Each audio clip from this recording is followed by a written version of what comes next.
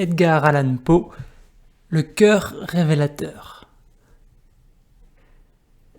Vrai, je suis très nerveux, épouvantablement nerveux. Je l'ai toujours été. Mais pourquoi prétendez-vous que je suis fou ? La maladie a aiguisé mes sens. Elle ne les a pas détruits. Elle ne les a pas émoussés. Plus que tous les autres, j'avais le sens de l'ouïe très fin.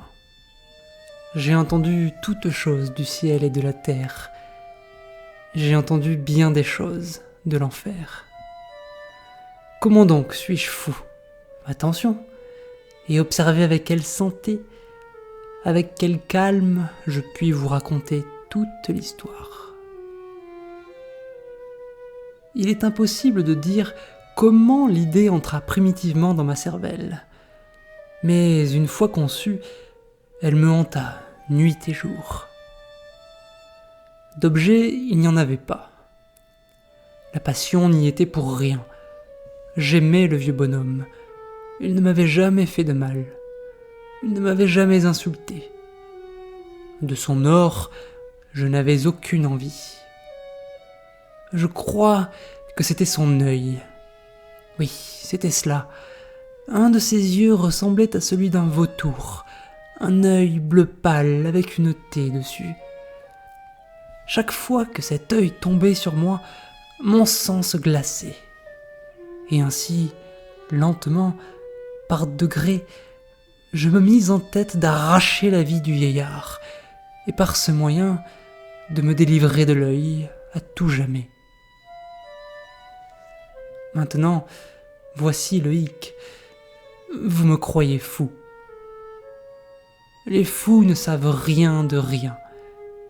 Mais si vous m'aviez vu, si vous aviez vu avec quelle sagesse je procédais, avec quelle précaution, avec quelle prévoyance, avec quelle dissimulation je me mis à l'œuvre, je ne fus jamais plus aimable pour le vieux que pendant la semaine entière qui précéda le meurtre. Et chaque nuit, vers minuit, je tournais le loquet de sa porte, et je l'ouvrais. Oh, si doucement. Et alors, quand je l'avais suffisamment entrebâillé pour ma tête, j'introduisais une lanterne sourde, bien fermée, ne laissant filtrer aucune lumière. Puis, je passais la tête. Oh, vous auriez ri de voir avec quelle adresse je passais ma tête. Je la mouvais lentement, très très lentement, de manière à ne pas troubler le sommeil du vieillard.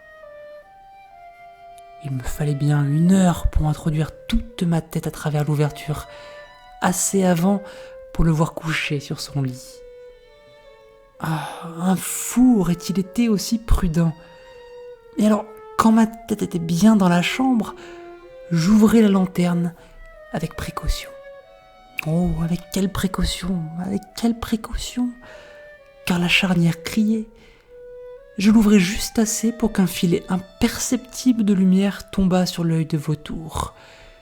Et cela, je l'ai fait pendant 7 longues nuits. Chaque nuit, juste à minuit. Mais je trouvais toujours l'œil fermé. Et ainsi, il me fut impossible d'accomplir l'œuvre, car ce n'était pas le vieil homme qui me vexait, mais son mauvais œil. Et chaque matin, quand le jour paraissait, j'entrais hardiment dans sa chambre. Je lui parlais courageusement, l'appelant par son nom d'un ton cordial et m'informant comment il avait passé la nuit. Ainsi, vous voyez qu'il eût été un vieillard bien profond, en vérité, s'il avait soupçonné que chaque nuit, juste à minuit, je l'examinais pendant son sommeil. La 8e nuit, je mis encore plus de précaution à ouvrir la porte. La petite aiguille d'une montre se meut plus vite que ne faisait ma main. Jamais avant cette nuit, je n'avais senti toute l'étendue de mes facultés, de ma sagacité. Je pouvais à peine contenir mes sensations de triomphe, penser que j'étais là, ouvrant la porte petit à petit, et qu'il ne rêvait même pas de mes actions ou de mes pensées secrètes. À cette idée, je lâchai un petit rire, et peut-être m'entendit-il, car il remua soudainement sur son lit comme s'il se réveillait. Maintenant, vous croyez peut-être que je me retirais, mais non. Sa chambre était aussi noire que la poix, tant les ténèbres étaient épaisses, car les volets étaient soigneusement fermés, de crainte des voleurs, et sachant qu'il ne pouvait pas voir l'entrebâillement de la porte, je continuai à la pousser davantage, toujours davantage.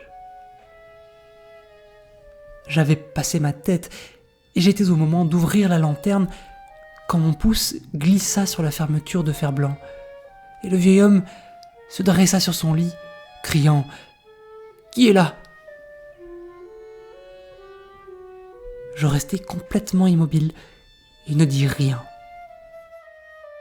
Pendant 1 heure entière, je ne remuai pas un muscle, et pendant tout ce temps, je ne l'entendis pas se recoucher.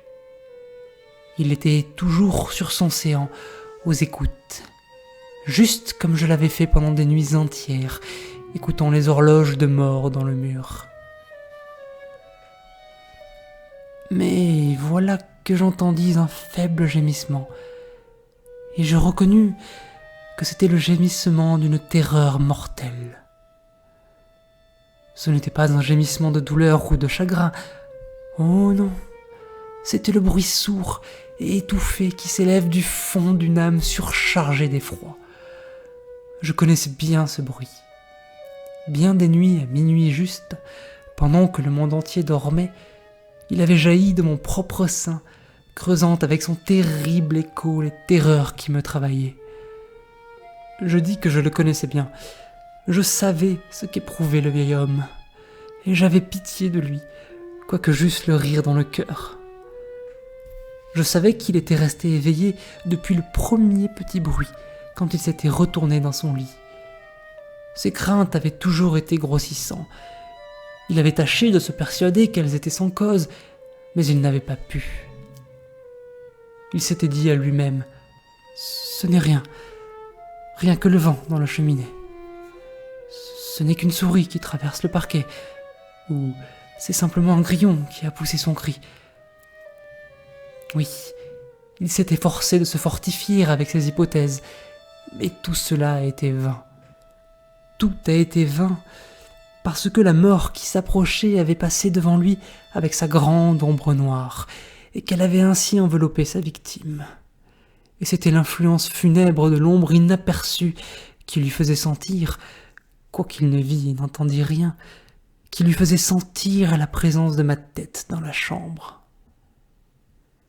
Quand j'eus attendu un long temps, très patiemment, sans l'entendre se recoucher, je me résolus à entr'ouvrir un peu la lanterne, mais si peu que rien.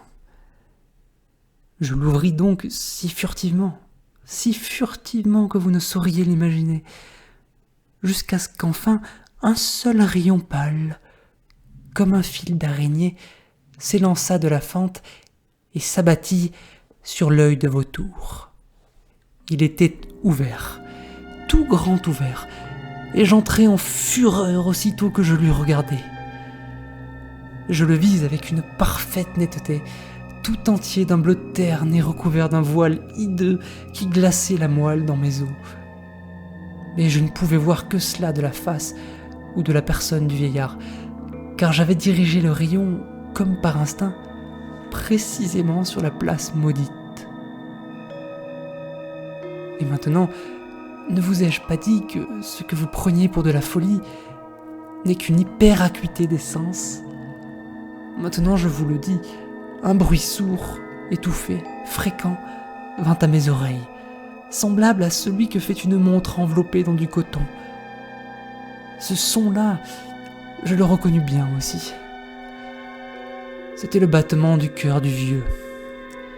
Il accrut ma fureur, comme le battement du tambour exaspère le courage du soldat. Mais je me contins encore, et je restai sans bouger.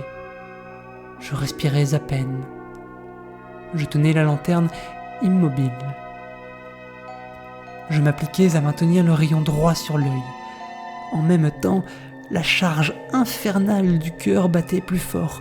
Elle devenait de plus en plus précipitée, et à chaque instant de plus en plus haute. La terreur du vieillard devait être extrême. Ce battement, dis-je, devenait de plus en plus fort à chaque minute. Me suivez-vous bien ? Je vous ai dit que j'étais nerveux, je le suis, en effet.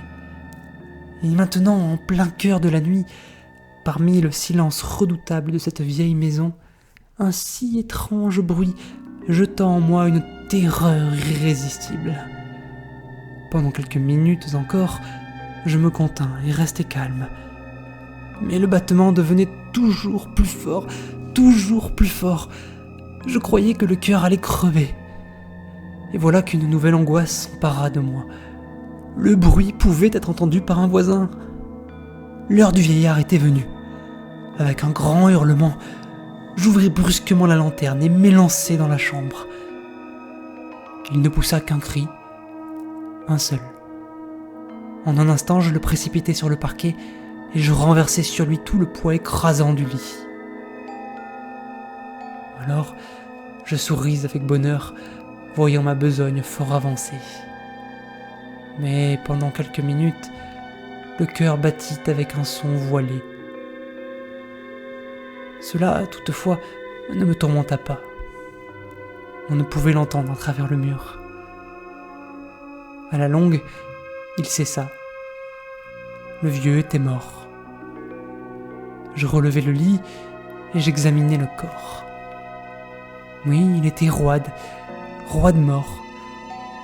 Je plaçai ma main sur le cœur et l'y maintins plusieurs minutes. Aucune pulsation. Il était roide mort. Son œil, désormais, ne me tourmenterait plus. Si vous persistez à me croire fou, cette croyance s'évanouira quand je vous décrirai les sages précautions que j'employais pour dissimuler le cadavre. La nuit avançait et je travaillais vivement, mais en silence. Je coupais la tête, puis les bras, puis les jambes. Puis j'arrachai 3 planches du parquet de la chambre et je déposai le tout entre les voliges. Puis je replaçai les feuilles si habilement, si adroitement, qu'aucun œil humain, pas même le sien, n'aurait pu y découvrir quelque chose de louche. Il n'y avait rien à laver, pas une souillure, pas une tache de sang. J'avais été trop bien avisé pour cela. Un baquet avait tout absorbé. Quand j'eus fini tous ces travaux, il était 4 heures, il faisait toujours aussi noir qu'à minuit. Pendant que le timbre sonnait l'heure, on frappa à la porte de la rue. Je descendis pour ouvrir avec un cœur léger, car qu'avais-je à craindre maintenant ? 3 hommes entrèrent qui se présentèrent avec une parfaite suavité comme officiers de police. Un cri avait été entendu par un voisin pendant la nuit. Cela avait éveillé le soupçon de quelque mauvais coup. Une dénonciation avait été transmise au bureau de police et ces messieurs, les officiers, avaient été envoyés pour visiter les lieux. Je souris car qu'avais-je à craindre ? Je souhaitais la bienvenue à ces gentlemen. Le cri, dis-je, c'était moi qui l'avais poussé dans un rêve. Le vieux bonhomme, ajoutai-je, était en voyage dans le pays. Je promenais mes visiteurs par toute la maison. Je les invitais à chercher et à bien chercher. À la fin, je les conduisis dans sa chambre. Je leur montrai ses trésors, en parfaite sûreté, parfaitement en ordre.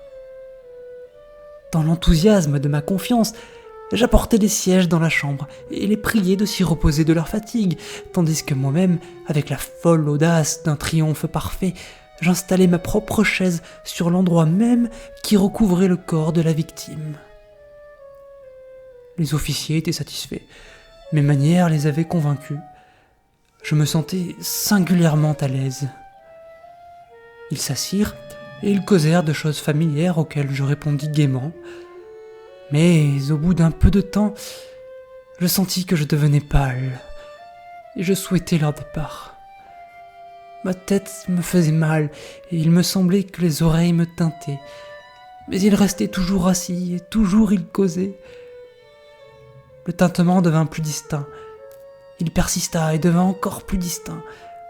Je bavardai plus abondamment pour me débarrasser de cette sensation, mais elle tint bon et prit un caractère tout à fait décidé, tant qu'à la fin, je découvris que le bruit n'était pas dans mes oreilles. Sans doute je devins alors très pâle, mais je bavardai encore plus couramment et en haussant la voix. Le son augmentait toujours, et que pouvais-je faire? C'était un bruit sourd, étouffé, fréquent, ressemblant beaucoup à celui que ferait une montre enveloppée dans du coton.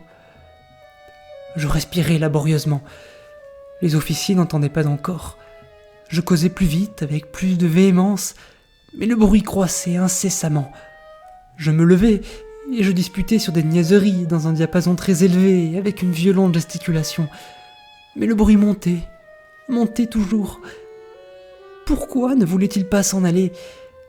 J'arpentais çà et là le plancher lourdement et à grands pas, comme exaspéré par les observations de mes contradicteurs. Mais le bruit croissait régulièrement. Oh Dieu, que pouvais-je faire? J'écumais, je battais la campagne, je jurais, j'agitais la chaise sur laquelle j'étais assis et je la faisais crier sur le parquet. Mais le bruit dominait toujours et croissait indéfiniment. Il devenait plus fort, toujours plus fort. Et toujours les hommes causaient, plaisantaient, souriaient. Était-il possible qu'ils n'entendissent pas? Dieu Tout-Puissant! Non, ils entendaient, ils soupçonnaient, ils savaient. Ils se faisaient un amusement de mon effroi. Je le crus et je le crois encore. Mais n'importe quoi était plus tolérable que cette dérision. Je ne pouvais pas supporter plus longtemps ces hypocrites sourires. Je sentis qu'il fallait crier ou mourir. Et maintenant encore, l'entendez-vous? Écoutez, plus haut, toujours plus haut, toujours plus haut. Misérable, m'écriai-je, ne dissimulez pas plus longtemps, j'avoue la chose. Arrachez ces planches, c'est là, c'est le battement de son affreux cœur.